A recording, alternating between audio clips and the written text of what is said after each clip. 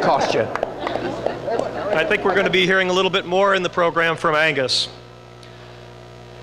Tonight's a lovely evening. It is great to see everybody here this evening. Great venue, great event. And if you looked at your programs, you know that we're going to do 4 vignettes over the course of the evening talking about some of the important time periods of the Westwood Village Rotary Club. I was lucky enough to be asked to do the first years of the club from 1929 to 1949. And if you would permit me, I'm going to take a little bit of artistic license and step into my father's shoes, who was a Rotarian starting in 1932. My name is Chase Wanglin, and I would like to tell you about the early years of the Westwood Village Rotary Club, which was originally chartered as the West Los Angeles Rotary Club. I was born in Joplin and raised in Webb City, Missouri, and after graduating from a one-room schoolhouse, I enrolled at the U.S. Naval Academy in Annapolis, Maryland. Commissioned aboard the USS California as a lieutenant commander, we were docked in Long Beach, California, and there I met my future wife, Marjorie Waite. We were soon married, and I left the Navy to take up residence in this vibrant and growing city of Los Angeles. Beverly Hills had been established in 1906. The Los Angeles Country Club moved west in 1911 to its present location, and the Beverly Hills Hotel was built shortly thereafter in 1912. Hollywood was also emerging, and Douglas Fairbanks and Mary Pickford built the famous Pickford Mansion in 1919. But what really caught my eye was the emergence of Westwood Hills, which you now all know is Westwood Village. UCLA broke ground in 1927 on the initial cluster of the first 4 buildings that would comprise the campus were erected in 1929.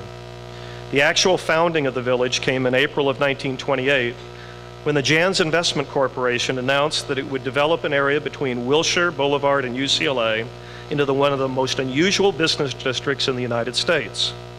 Instead of the patchwork catch-as-catch-can development of Los Angeles and its suburbs, Westwood Village would take a unified architectural theme, Mediterranean, with each building's design to be subject to the approval of the Jans Corporation.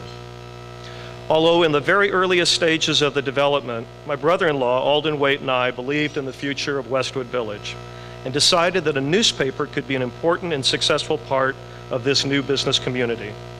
We opened the Westwood Hills Press in October of 1929, just weeks prior to Black Thursday, the October 24th, 1929 stock market crash and the beginning of the Depression.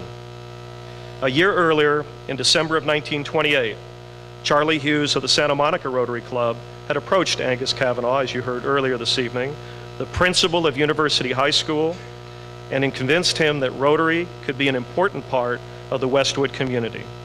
After some planning and a number of preliminary meetings, the West Los Angeles Rotary Club was officially chartered on October 10th, 1929 at a gala dinner hosted by the Santa Monica Rotary Club at the Miramar Hotel in Santa Monica.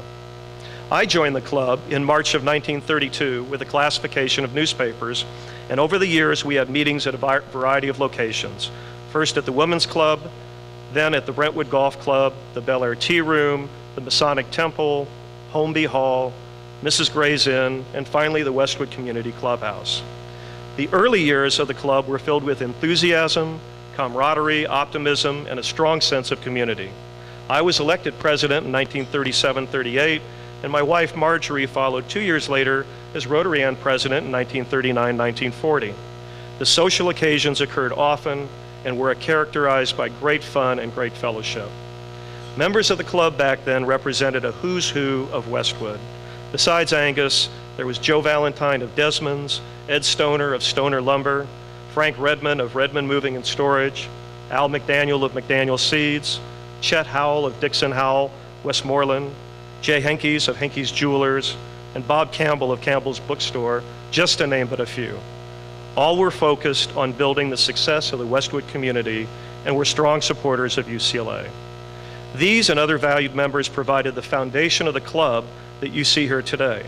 Although the title was not yet official even back then, in our minds and in our hearts, we embodied the friendly Westwood Village Rotary Club. Thank you.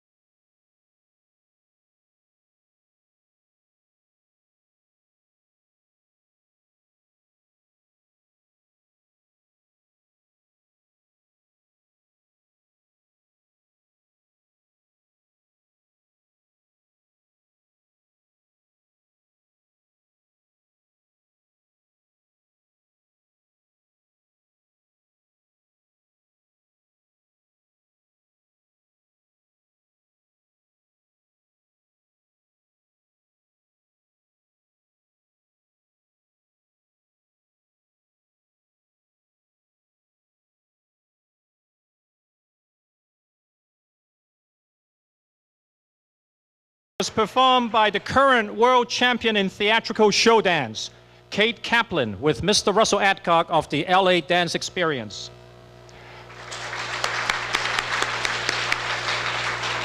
You'll see more of them later. Paul Harris was played by past District Governor Jim Young. Now I invite you to join a short musical interlude with Greg Elliott and his orchestra.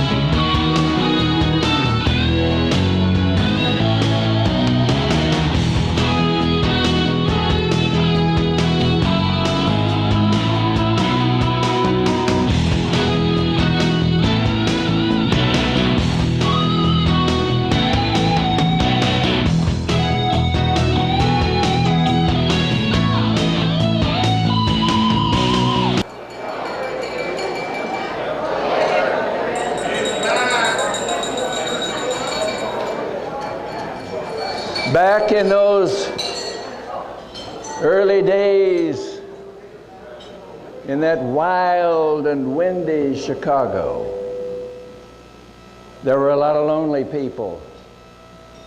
Oh, Sunday afternoons, the young men might take a stroll over to the Chautauqua to hear William Jennings Bryan give a talk. For 25 cents, they could ride on the Princess on Lake Michigan all Sunday afternoon. Maybe catch a streetcar up to the north side for a root beer and a jar of that Aruca salve for pimples. The women in those days were not involved in businesses as they are today. They took care of the children. They took care of the home. Oh, maybe once in a while they might slip off from a picnic and go down to Madame Sloan's salon for a beauty treatment. But the times were different from what they are today.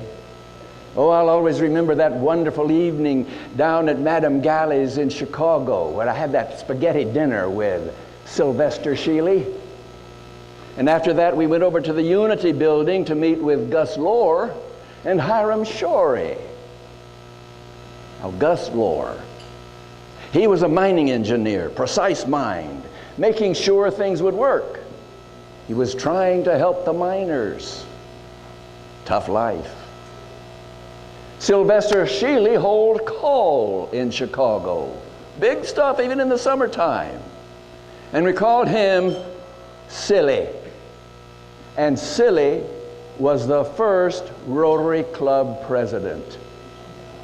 He just couldn't say no.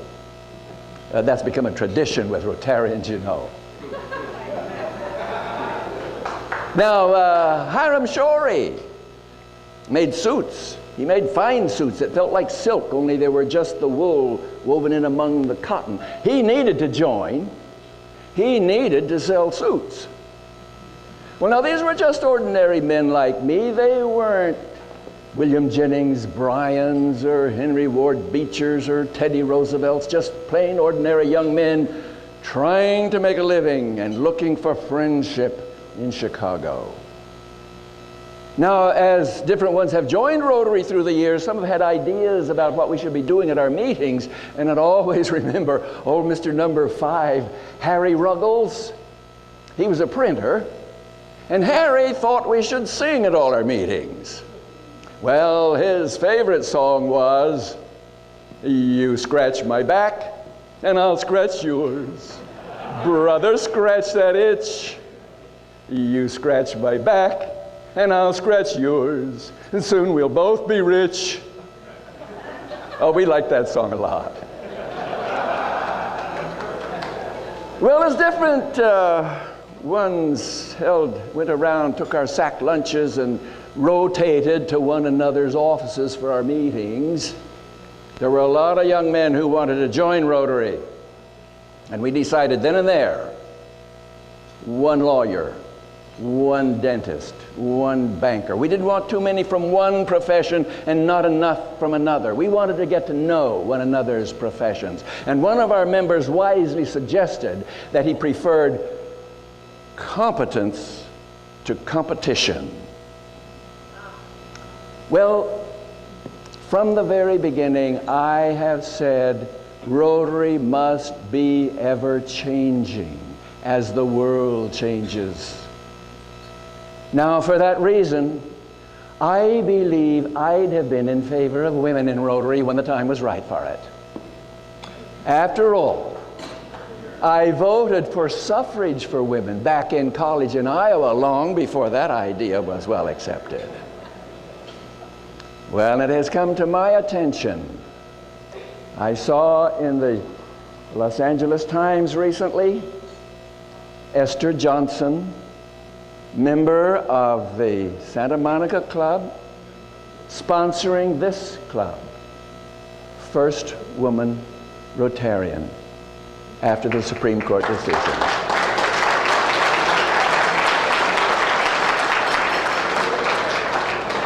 And I believe we have in the audience tonight the first female member of your club, Valerie Young. Her support that helped me bring Rotary far beyond its humble beginnings in 1905.